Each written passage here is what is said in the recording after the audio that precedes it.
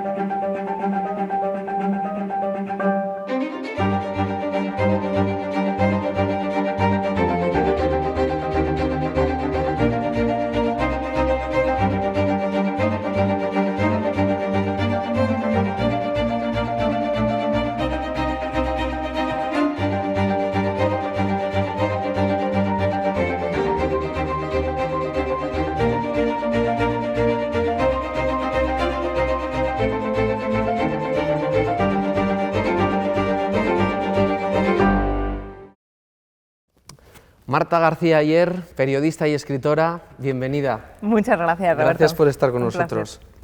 ¿Qué tal estás? ¿Qué tal la familia? ¿Habéis tenido cerca el virus todo este tiempo? Bueno, afortunadamente estamos bien y con mucho cuidado y cómo de largo se está haciendo ya, ¿verdad? No poder ver a la gente que más quieres para protegerla. Es una manera esta muy perversa que tiene la pandemia de que cuidemos a los que más nos importan, que es poner distancia. Pues sí, la verdad que ahora casi la cercanía antes era por cuidar, ahora casi ya es más por acompañarles cuando les toca ponerse la vacuna, porque hay miedo al final. Hay miedo y hay hartazgo, y es normal, porque es verdad que no estábamos preparados mentalmente para algo que durase tanto, y además no nos han preparado para ello, porque creo que se ha transmitido a la población siempre un optimismo forzado, que no sé si era una manera de consolarnos, pero era una manera de infantilizarnos, y creo que teníamos que haber sido más realistas con los plazos en general y de la vacunación en particular. Ojalá sea cierto que en el verano ya esté más del 70% de la población vacunada, pero hoy por hoy cuesta creerlo. Estando en la primavera como estamos ya, cuesta creer que eso pueda pasar cuando ni siquiera la gente mayor de 80 años todavía ha recibido en el 100% la vacunación en España. Marta, lo que está claro es que el virus lo que sí que ha tocado y ha prácticamente herido de muerte ha sido el turismo, ha sido la economía de algunos sectores concretos que acompañan de alguna manera también al turismo, como es la hostelería. ¿Esto es un aviso para navegantes del problema que tiene este país con el modelo productivo? Bueno, es una ocasión, es una oportunidad realmente extraordinaria de poder reinventar ese modelo productivo que tantos años llevamos escuchando que era un objetivo. Bueno, ahora no queda otro remedio. Lo que no se le puede al sector turístico, lo que no se le puede hacer a la hostelería ni a los hoteles, al sector turístico en general, es abandonarlo. Si hay que cerrar la hostelería por una cuestión de salud pública, si hay cierres forzados, lo que hay es que dar ayudas realistas para que esos negocios y esas personas puedan subsistir, porque están cerrando por el bien de la salud de todos, ¿no? Eso es una cosa, cómo hay que cuidar y respetar a los empresarios y a los empleos. Se fió todo a los ERTEs y no es suficiente, hacen falta ayudas mucho más ambiciosas, porque es un sector, el turístico, que seguimos necesitando y que va a ser fundamental en la recuperación en España. Y eso no quita para que no se esté invirtiendo también en la digitalización, en la innovación, en la transición ecológica, por supuesto, es el momento de hacerlo y los fondos europeos van por ahí, pero al turismo y a la hostelería hay que cuidarlo y ayudarle a que haga esa reconversión. Veremos qué pasa, cuánto dura la pandemia, si este verano va a ser posible, normal no va a ser, pero sí es posible que vuelva a reactivarse. y en cualquier caso, si no lo es, hay que seguir destinando ayudas a las personas que están, bueno, pues empeñando sus negocios y toda su trayectoria profesional y a veces familiar, que son muchos negocios familiares y están cerrados por la pandemia. ¿Te atreves a pronosticar, sé cuál es la respuesta, pero te atreves a pronosticar cómo va a ser el mundo dentro de 5 años, dentro de 10? ¿Has jugueteado en tus libros también un poco a eso? He dedicado mucho a eso, y sabes que te voy a decir que es imprevisible, porque lo imprevisible es el título del último libro, que fíjate, estaba pensado antes de que llegara la pandemia. Estuve mucho tiempo investigando cómo de imprevisibles son las cosas que nos pasan, ahora que con tanto Big Data parece que podemos tratar de preverlo todo, de calcularlo, que en la pantalla del móvil no paramos de pedirle que nos prediga desde el tiempo que va a hacer, a los minutos que vamos a tardar en llegar al destino, si hay un atasco. Al móvil es casi un oráculo al que le pedimos respuestas de lo que nos va a suceder, y cuando algo nos sorprende miramos alrededor pensando en cómo nadie previó esto, ¿verdad? Estamos acostumbrados a que se puedan prever las cosas, pero a veces cuando se pueden prever no le hacemos caso, como cuando hubo muchos epidemiólogos que avisaban que una pandemia así podría pasar y se hizo caso omiso, o como cuando en Madrid nos dijeron que podía caer una nevada a principios de este año de 50 centímetros y no era inimaginable que tal cosa pasara, o como cuando Donald Trump estaba llamando a la insurrección y hasta que no llegó aquel motín en el Capitolio no nos lo terminamos de creer que tal cosa pudiera pasar. Pasan continuamente cosas que no nos imaginamos, pero que de alguna manera nos están dejando señales, y de aquí a 5 años sí hay señales de cosas que están cambiando y que van a pasar. Sí que, vamos, que no es jugar a adivinar, sino a fijarnos bien en las tendencias que ya están hoy aquí cambiando el mundo. Y está, por ejemplo, acelerándose muchísimo la digitalización, eso es un hecho. No hay ningún negocio que no vaya a tener que digitalizarse, igual que los taxistas aprendieron que su modelo de negocio estaba en jaque por Internet y hace 5 años no lo hubieran imaginado que tenía que ver, ¿verdad?, llevar gente de un sitio a otro con Internet. Bueno, pues ahora sabemos que Internet tiene que ver con todo, da igual que seas panadero, fontanero o fabriques coches. El mundo conectado lo está cambiando todo, y dentro de 5 años no sabemos cuántas cosas van a pasar, pero sí sabemos que vamos a estar mucho más conectados. Y también hay indicios de que tendríamos que preocuparnos de cómo esta conexión o hiperconexión está afectando, por ejemplo, a la democracia y a la circulación de desinformación y la polarización. Tenemos ahora la oportunidad de evitar que el mundo de dentro de 5 años sea un mundo más polarizado, pero si no lo evitamos, es muy probable que eso suceda. Al fin y al cabo, el futuro no existe, va a pasar lo que nosotros hagamos con él, y depende de qué medidas tomemos ahora, porque la manera en la que funcionan los algoritmos que distribuyen la información en las redes sociales hace que la información que más nos llegue sea aquella que genera conflicto. Y esto es enormemente peligroso, porque no estamos consumiendo las noticias más importantes, sino las más escandalosas. Están pasando otras cosas que nos harían dudar del sentido común de los humanos, pero continuamente los recibimos, pues, muchos estímulos que nos hacen dudar de que lo que esté pasando pues tenga algún sentido común. A ver, se me están poniendo un poco los pelos de punta, porque estamos viendo que toda la digitalización de alguna manera va a ser transversal en todo. Entonces vamos a ir por partes. La primera parte, que además a Pedro Sánchez le gusta mucho hablar de esto. De esta situación y de lo que está por venir, ¿vamos a salir mejores o peores? Bueno, eso va a depender de nosotros y de Pedro Sánchez, ahí lo dejo.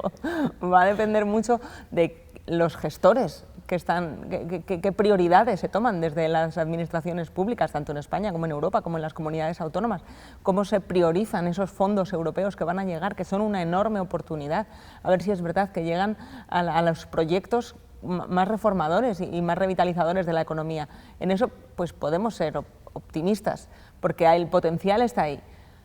Pero claro, depende de qué hagamos. Las herramientas tecnológicas no son buenas o malas en sí mismas, es qué hagamos con ellas, ¿no?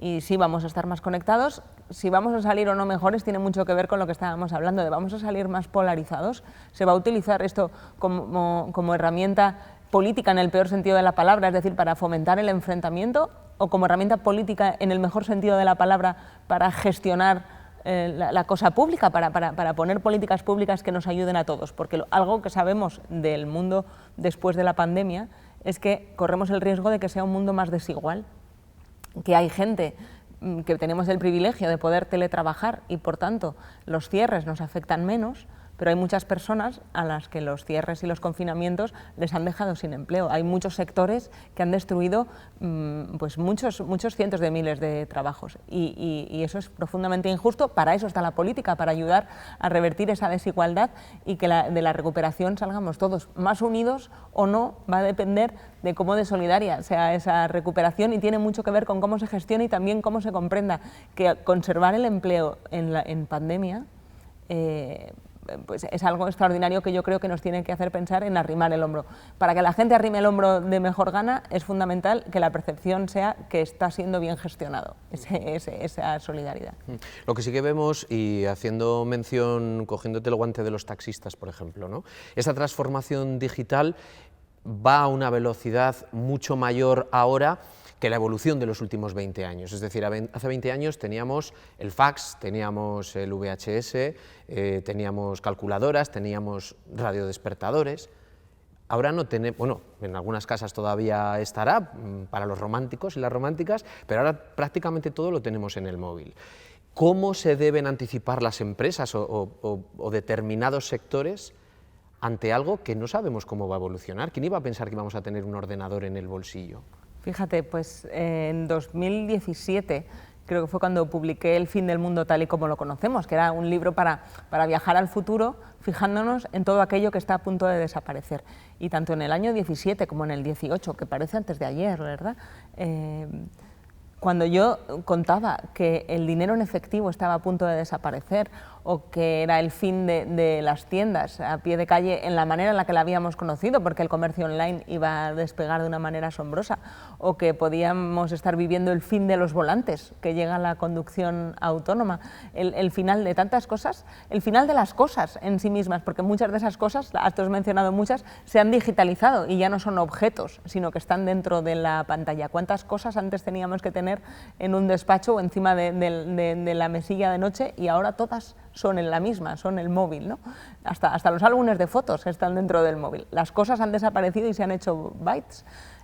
Pues apenas hace un par de años todavía yo recibía mucho escepticismo con estas reflexiones y fíjate, ya se han hecho realidad muchas de ellas, estamos viviéndolas enormemente rápido, como tú decías, y claro que eso da vértigo, pero si nos paramos a pensar, gran parte de lo más difícil lo hemos hecho ya. Los smartphones hace 10 años no existían.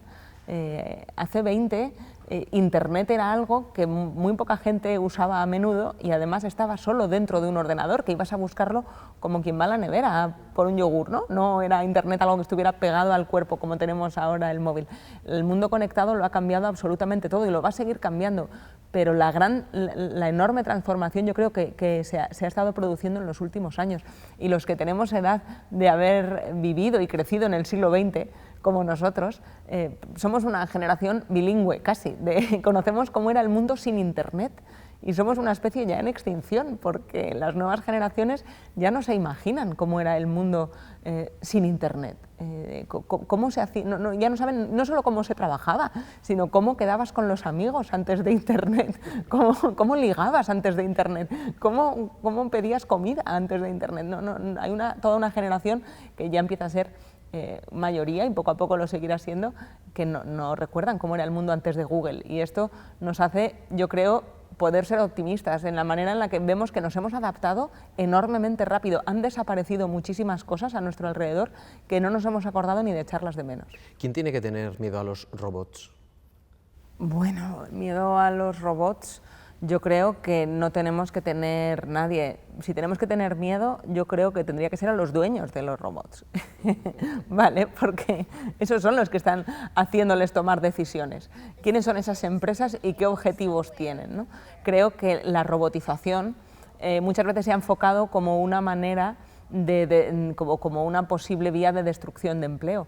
Y me parece que ya en 2021 tenemos que tener claro que destruye más empleo no automatizarnos, no robotizarnos, no actualizar las fábricas, las empresas, porque entonces no van a ser competitivas para poder competir en un mundo que es global. Entonces hay que robotizarse, hay que apostar, yo creo, por la industria 4.0, hay que apostar por la inteligencia artificial, hay que apostar por la digitalización y eso requiere fundamentalmente apostar por formar a la gente para ese mundo, porque lo que no podemos es robotizar un país sin dar las herramientas de formación y de educación para los trabajadores de ese país, ¿no? Es reciclar a la gente más mayor y formar a los más jóvenes, porque es ahí donde están las oportunidades. Lo primero, no creo que haya que tenerle miedo a la robotización, sino a la falta de formación para adaptarse a ella, y luego que un mundo automatizado es más productivo hoy por hoy y genera más empleo.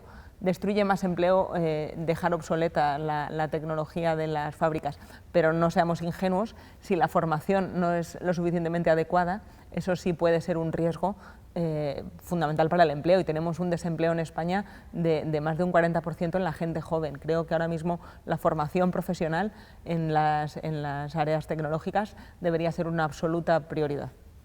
Estamos en Civicana, entre otras cosas, porque viniste hace unos días a dar una charla de algo que ya has mencionado, como son los algoritmos que son también los que en algunos casos toman decisiones por nosotros, porque uno, por ejemplo, cuando se asoma a las redes sociales ya no sabe si ve lo que quiere ver o ve lo que quiere el algoritmo que tú veas, y por ende el dueño de la red social. Eso ¿Algo es, así? esto desde luego. De hecho, seríamos muy ingenuos si pensamos que estamos viendo lo que nosotros queremos, estamos viendo lo que una empresa ha decidido que es más rentable para ella que nosotros veamos. Y también pasa cuando ponemos música y nos creemos que el algoritmo de Spotify conoce nuestros gustos, o nos ponemos a ver Netflix o cualquier plataforma de vídeo y nos sugiere una serie de películas. A veces acierta y dice, mira qué bien que me ha recomendado algo que me gusta, y a veces dices, pues, tan listo no será el algoritmo porque esto no me interesa en absoluto. Es que se nos olvida que el algoritmo no trabaja para nosotros, trabaja para esas empresas, y eso nos tiene que hacer reflexionar también cómo utilizamos nuestro tiempo y cuántas decisiones delegamos en todas estas plataformas, porque, por ejemplo, en las aplicaciones de citas, Tinder y demás, las apps para ligar, están intermediando tu cita del sábado por la noche, ¿no? Las personas a las que vas a conocer las ha decidido previamente un algoritmo.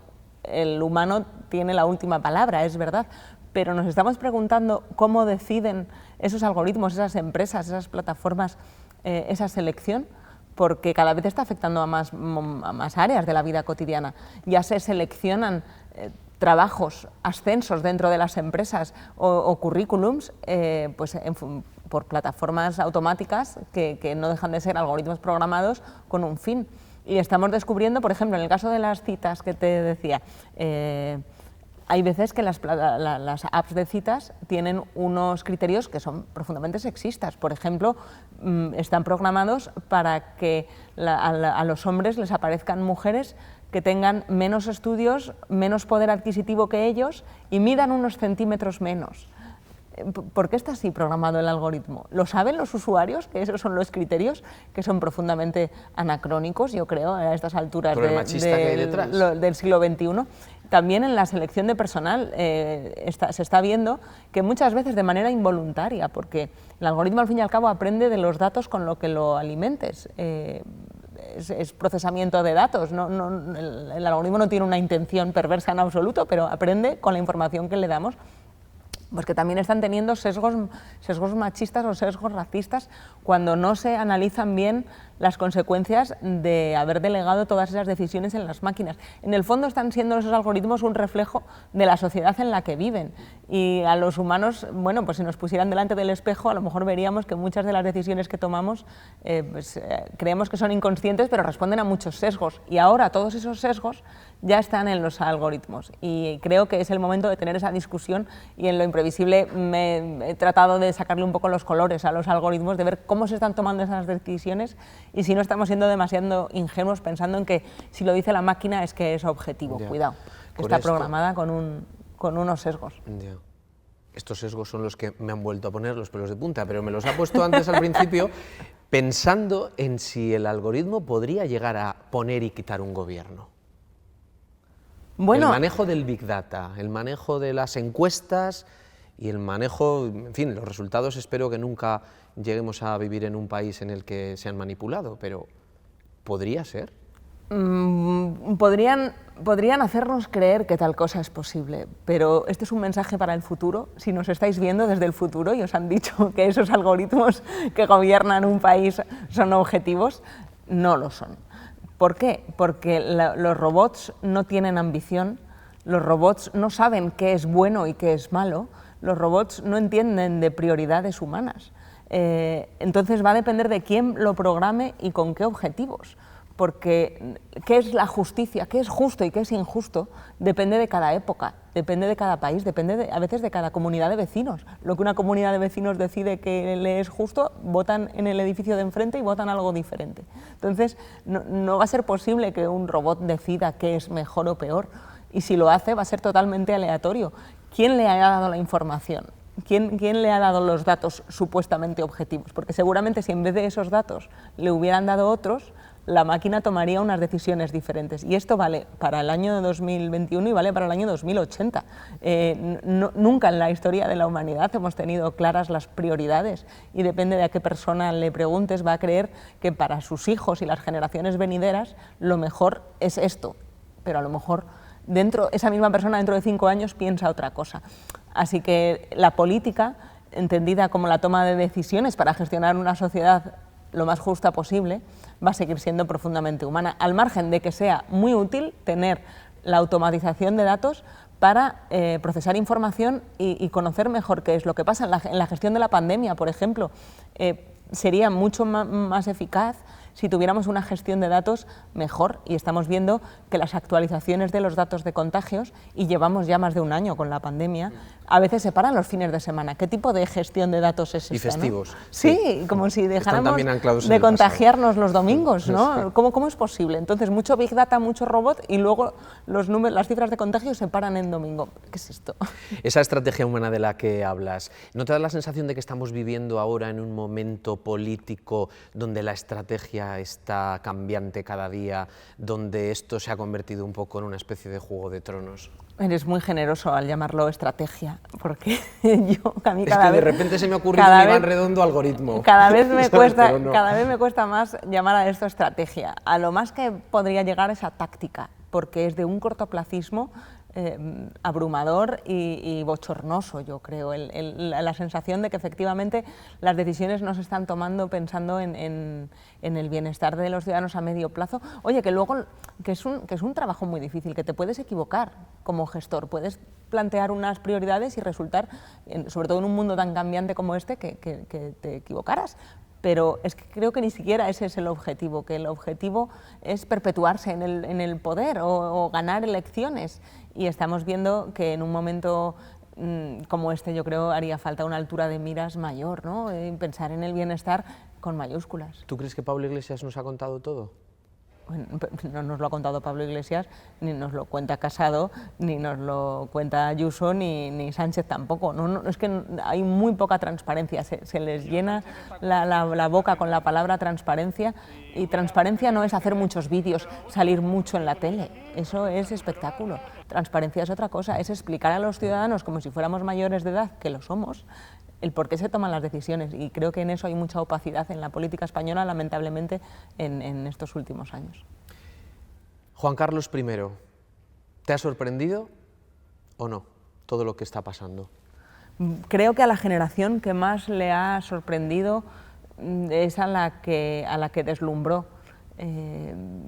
Yo tengo 40 años, digamos que he vivido 20 años en el siglo XX y 20 en el XXI, ¿no? Con 40 años todavía alcanzo a recordar cuando la figura de Juan Carlos I era sagrada, cuando era el ejemplo de la transición, y sin embargo a la gente que tiene pues, menos de 30 ya solo conocen a un Juan Carlos I en decadencia, y a una casa real que ha tenido más escándalos que alegrías.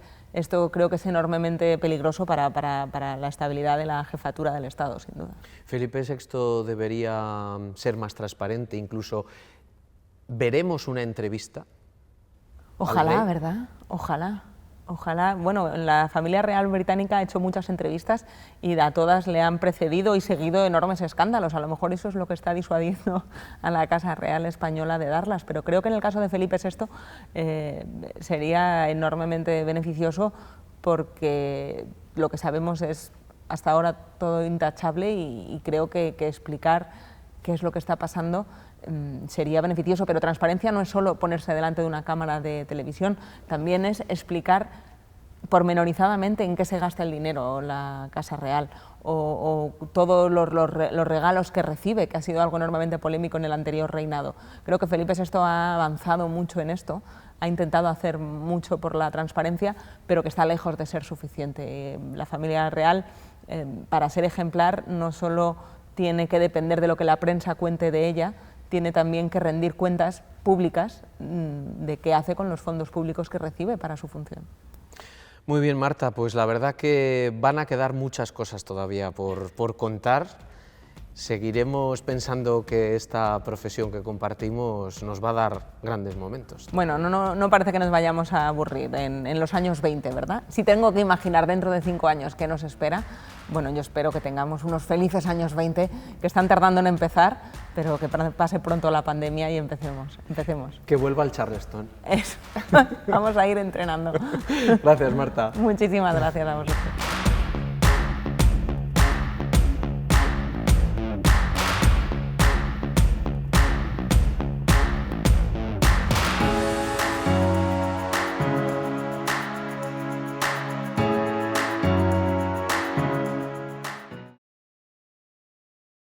¿Sabías que el 60% de tu calefacción se escapa por las ventanas? Cambia a ventanas con certificación Passive House diseñadas para viviendas de consumo casi nulo. Renoven dispone de un centro exclusivo de fabricación de estas ventanas único en Navarra. Además, disponemos de instalaciones en toda la zona norte para ayudarte a ahorrar en calefacción. Renoven, ventanas para toda la vida.